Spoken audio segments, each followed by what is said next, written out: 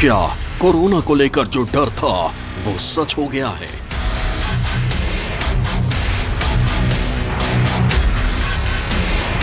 क्या कोरोना की तीसरी लहर की शुरुआत हो गई है?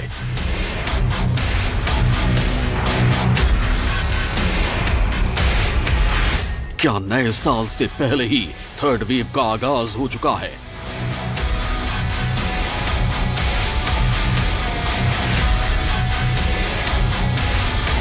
क्या ओमिक्रॉन कोरोना विस्फोट की वजह बन रहा है? दहशत पैदा करने वाले ये सवाल उठे हैं पिछले 24 घंटे में रॉकेट की तरह बढ़ते कोरोना के ग्राफ से और दिल्ली, मुंबई और अहमदाबाद जैसे शहरों में सामने आए खतरनाक ट्रेंड्स की वजह से। सवाल ये उठता है कि कोरोना की जिस तीसरी लहर की भविष्यवाणी जनवरी के लिए की गई थी, क्या वो कुछ हफ्ते पहले दिसंबर में ही आ गई है? गौर से सुनिए। दिल्ली में मंगलवार को कोरोना के 496 केस आए, जो 4 जून के बाद सबसे ज्यादा हैं। महाराष्ट्र में मंगलवार को 2172 कोविड केस निकले हैं, जो 75 दिनों के बाद सबसे ज्यादा हैं। मुंबई में 1333 लोग संक्रमित पाए गए, जो 7 महीने में सबसे ज्यादा है।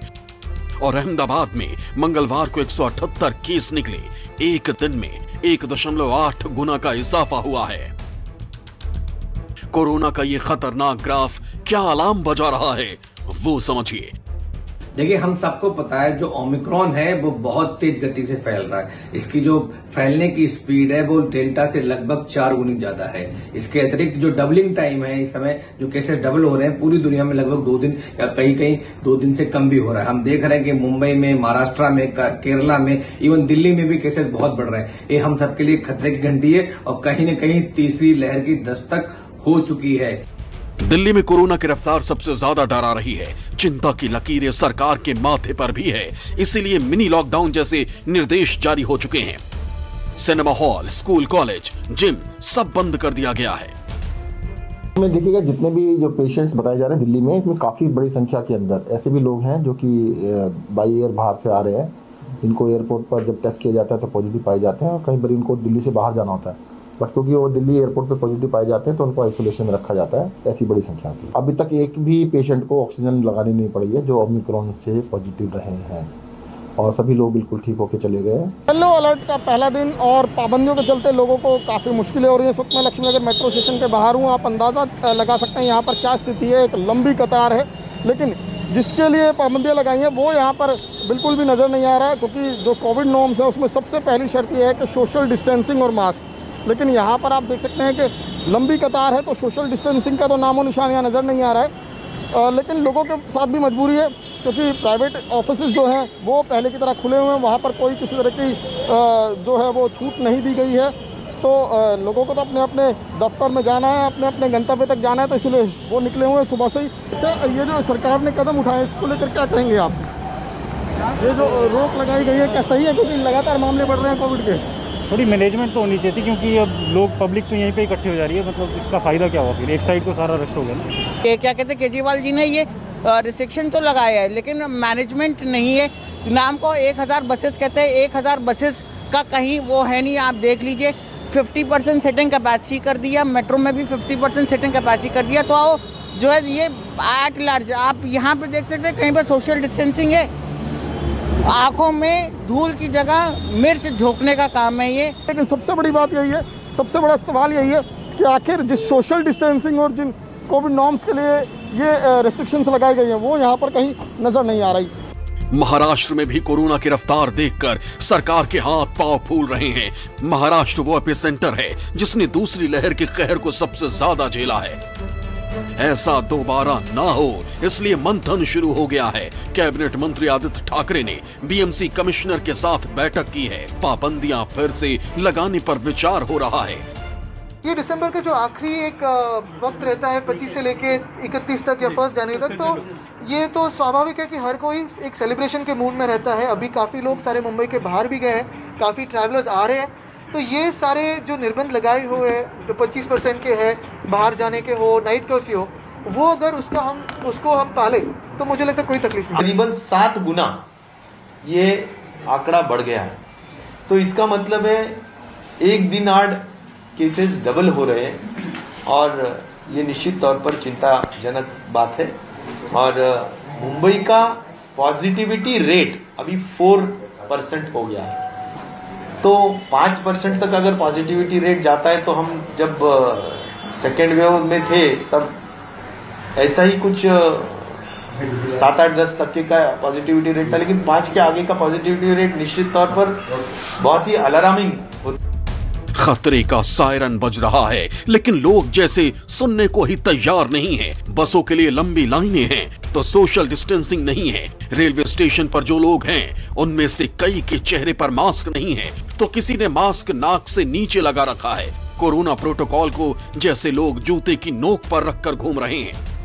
की आर्थिक राजधानी मुंबई में जल्द ही कोरोना की तीसरी लहर दस्तक दे सकती है, ऐसा एक्सपर्ट का मानना है, और इसके लक्षण अभी से दिखने लगे हैं।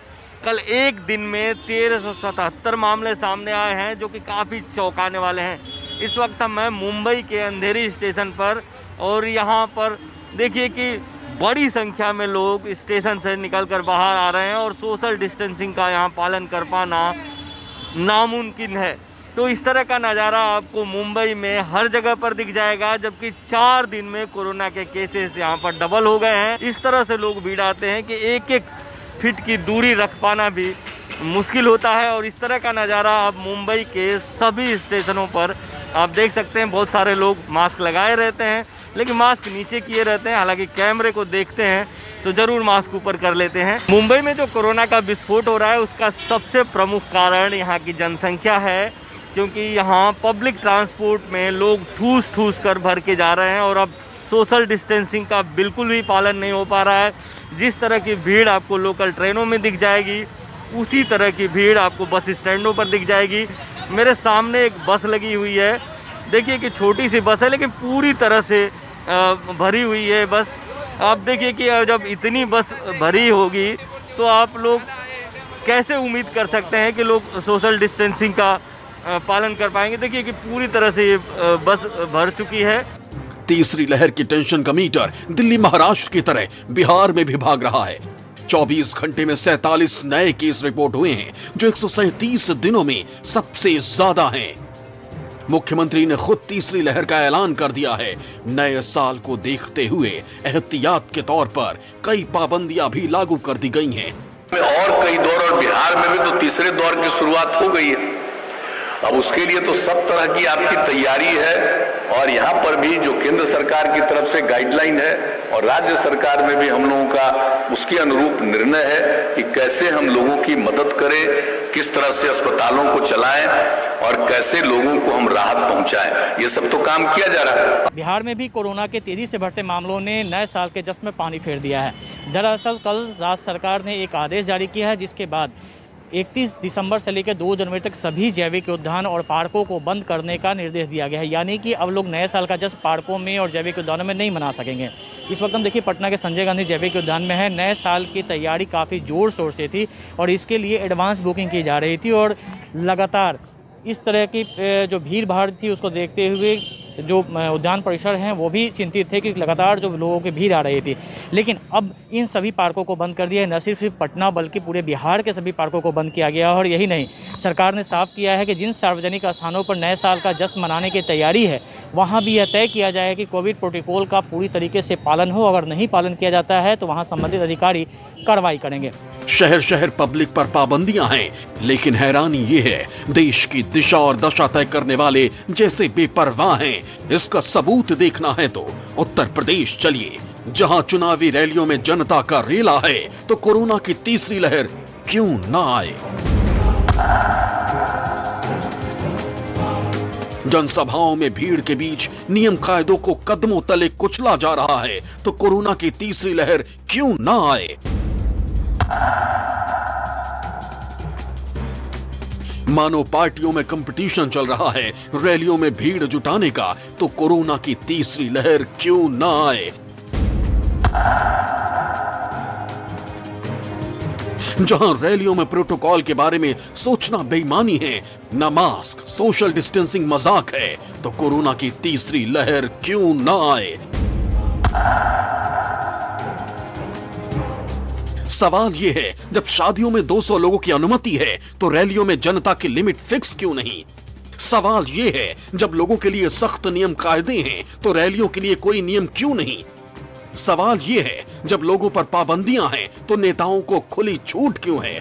हो, शादी हो या कहीं भी कोई भीड़ हो, जहां भी सोशल डिस्टेंसिंग का पालन नहीं होगा वहां पे कोरोना रैपिडली फैलेगा। खास करके जो ओमिक्रॉन जो है, जिसमें कि करीब करीब 50 म्यूटेशंस हैं, बाइंडिंग साइट पे जो स्पाइक प्रोटीन है उस पर 30 म्यूटेशंस हैं और इसकी ट्रांसमिसिबिलिटी बहुत हाई है, डेल्टा से भी 3 से 5 गुना ज़्यादा रफ्तार से फैलता है। तो रैली या पॉलिटिकल गैदरिंग्स जो है वो कोई कोविड-19 के स्प्रेड से इम्यून नहीं होंगे, वहाँ भी फैलने की संभावना उतनी ही ज़्यादा होगी।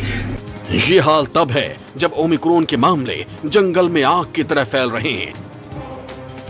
दिल्ली में अब तक ओमिक्रॉन के सबसे ज्यादा 238 केस, महाराष्ट्र में 167 केस, गुजरात में 73 केस, केरल में 65 केस, तेलंगाना में 62 केस, राजस्थान में 46 केस, जबकि कर्नाटक और तमिलनाडु में 34 केस रिपोर्ट हुए हैं। हालांकि एक्सपर्ट ओमिक्रॉन को लेकर जो बता रहे हैं उसके मुताबिक ये डेल्टा के मुकाबले तेजी से फैलता जरूर है, लेकिन उतना खतरनाक नहीं है। ओमिक्रॉन फेफड़ों को भी कम गति से संक्रमित करता है और ऑक्सीजन सपोर्ट की स्टेज तक जाने की संभावना भी कम है। कि इसके सिम्टम्स जो हैं बहुत कुछ मिलते जुलते हैं प्रीवियस वेरिएंट से। ओमिक्रॉन तेजी से फैलता है, इसमें कोई शक नहीं है, बट जो सिम्टम्स हैं वो सिमिलर हैं जैसे पुराने कोविड के जो SARS-CoV-2 के अदर वेरिएंट्स थे उसी की तरह हैं। एक थोड़ा सा डिफरेंस है कि स्मेल और टेस्ट का लॉस जो ज़्यादा होता था पहले, करीब करीब 45% लोगों में होता था डेल्टा वेरिएंट या अदर वेरिएंट्स में, वो अभी करीब करीब 29% से लेकर 12% तक का ऐसा डेटा आ रहा है। लेकिन चिंता की बात है ओमिक्रॉन की स्पीड जो तेजी से लोगों को अपनी चपेट में ले रही है। ऐसे में नए साल पर कोरोना का खतरा बहुत बड़ा हो गया है और सावधानी ही आपको बचा सकती है। मुंबई से विनोद जगदाले, इंद्रजीत सिंह के साथ दिल्ली से विमल कौशिक और पटना से अमिताभ ओझा की रिपोर्ट, न्यूज़ 24।